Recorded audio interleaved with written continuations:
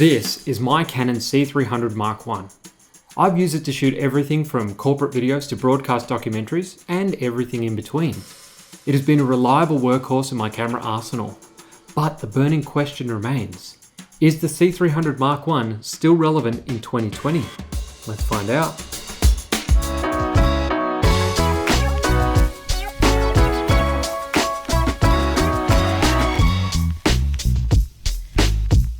The C300 was my first real introduction to filmmaking style known as run and gun. To be a run and gun shooter, it means being ready for the next shot at all times. Run and gun cameras are usually different from your ARRI Alexa or Red line of cameras, as they're not as user-friendly, considering they're built to be used on dedicated camera rigs or on tripods rather than, over-the-shoulder shooting, which run and gun is notoriously known for. Run and gun cameras were traditionally XD cams that were adapted from ENG setups, that's electronic news gathering. These were the first cameras I would associate with being run and gun purpose-built cameras. In many ways, to me, the C300 personifies the term run and gun. Its form factor, ergonomics and button placement were all designed to be used with ease. Muscle memory was clearly at the forefront of Canon's mind, as the key functions and buttons are always at our fingertips. That's peaking, zebras, ND filters, waveforms, magnification, and so on. They're all easy to find and utilize in an instant. I think this is why the C300 took off in such a big way. There was a time when just about every shoot I was on had C300s being used as the cameras of choice. The C300 lent itself so well to run and gun shooting that it became the go-to camera for documentary shooting for a few years. I don't think there was a pre-production meeting where the C300 wasn't seriously considered as a possible camera of choice, for it's always ready to go setup right out of the box. Now, of course, there is an infinite number of different setups and configurations a shooter might like, using any number of third-party peripherals like different EVFs, battery plates, external monitors, top handles, cheese plates, and so on. But when you boil down the C300 to just its stock kit, it's clear that it was built ready to go with the run and gun and observation documentary productions in mind. So to look at the C300 Mark I today in 2020, let's only consider it with its original stock components. These include the top handle, internal batteries, monitor extension and side grip. Now, unfortunately, it's still very dry times in Australia and I haven't been fortunate enough to film any projects using the C300 this year. So all my test shots will be from our unemployed adventures with my dog. For what it's worth, I wouldn't be able to show you any serious work anyway. Gotta love those broadcast NDAs and embargoes. Am I right? Hello, lawyer.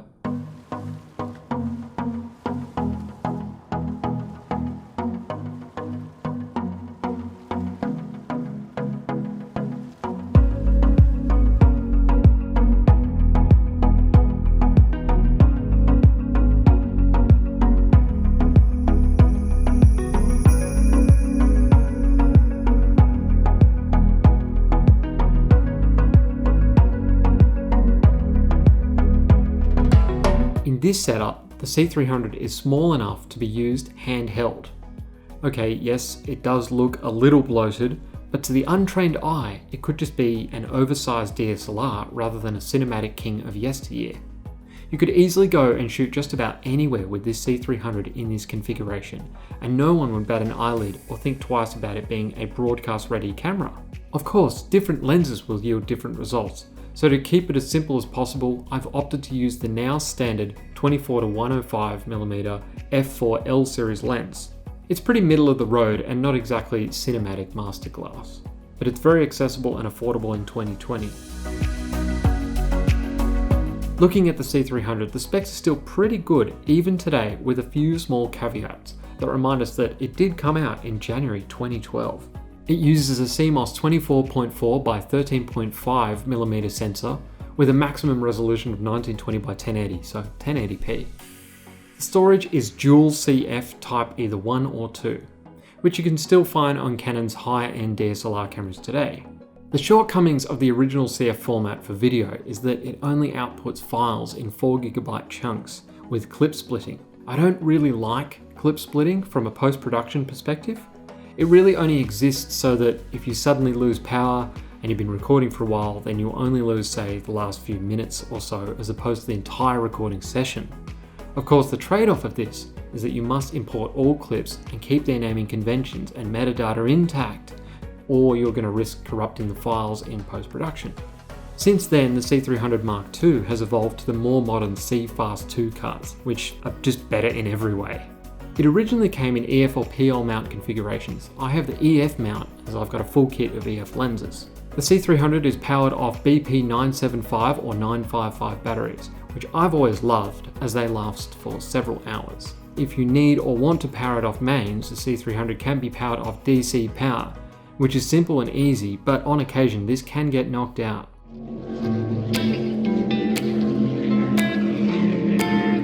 The C300 is fairly limited when it comes to codecs and recording options. It uses the now dated original XF codec, but for the time these were industry standard and very good. Nowadays it can be quite limiting for a 4K environment. Fortunately, there's HDMI out and SDI out, which can be connected to, say, an Atomos or equivalent, and then you can record in whatever resolution you like. Okay, yes, it will be limited to what the CMOS sensor pixel density used to be, but you can upscale it to a 4K signal. Of course, the limiting factor of this is that you're stuck at 25 or 30 frames per second respectively due to the sensor and codec limitations. Again, this is where the camera shows its limitations in age. But if you know this going into it, you can still tell a fantastic story without slow motion or high resolutions. There's timecode in, out, genlock, and sync lock, so it really was very much designed for a multi-camera workflow environment. There's 2 XLR in ports and a headphone 3.5mm jack. Again, all industry standard for broadcast grade productions. The side grip has both record and f-stop functions. One of the greatest features is just how light the camera is, even with the monitor and top handle and external mic and side grip attached. It can easily be used handheld all day long. It strangely recognizes autofocus lenses, but AF was really only just a gimmick at the time. Canon's now excellent dual pixel autofocus was still very much on the drawing table. The external monitor, mic, and buttons don't have to be connected to use the C300 either. But if you want to capture audio, you're going to need it. This monitor unit comes prefixed with 2 connection cables. Fortunately for me, mine still work perfectly, but for many users, these cables were a point of failure and frustration.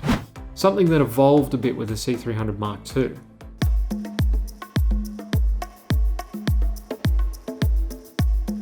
Moving on to the menus, they are different from Canon's DSLR range, but they still have Canon's notoriously beautiful, simple logic to them. Everything you need is easy to find and it's very user-friendly.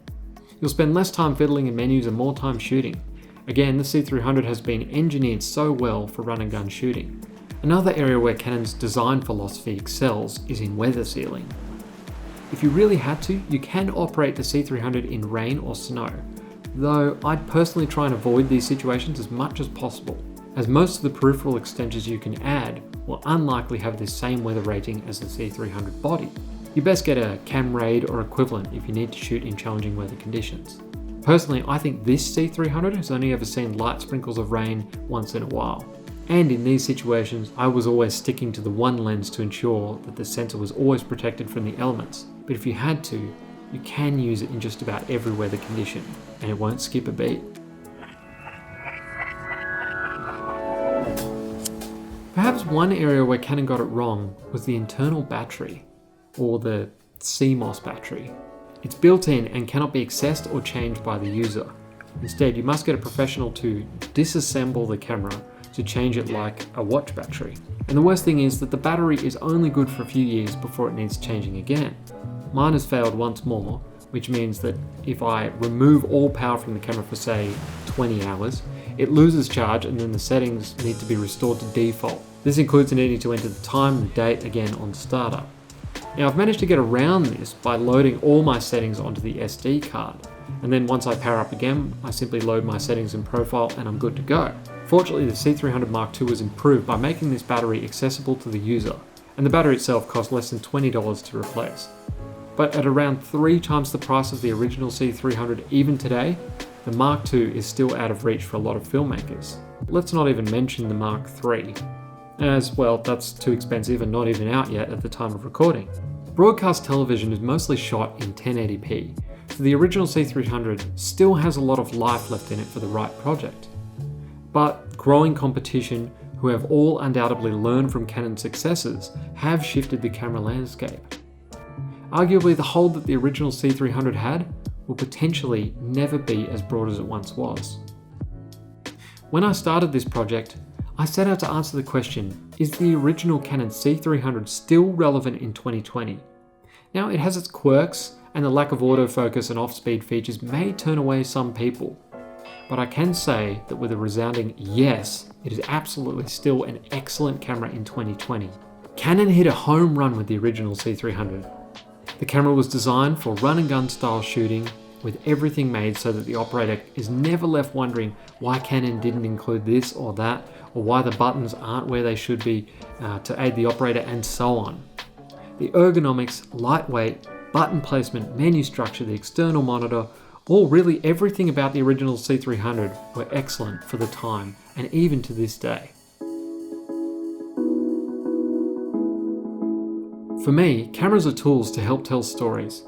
While I still love the original C300, unfortunately the scale and the scope of the productions I work on these days no longer call for the original C300. So it's time for me to archive my C300 and put it on the mantelpiece.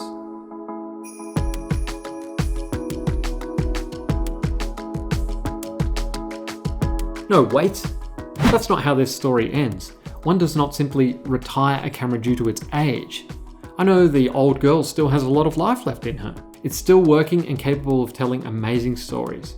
So instead, I've decided to let my C300 go. It's time to pass the baton on to the next generation of filmmakers. I've decided to sell my C300 so that someone else can bring their stories to life. I'll be including everything I've talked about in this video, minus the lens and of course the external mic. Check the link below if you've watched this video and you're looking to up your game with the C300. You'll be surprised just how affordable this excellent camera is in 2020.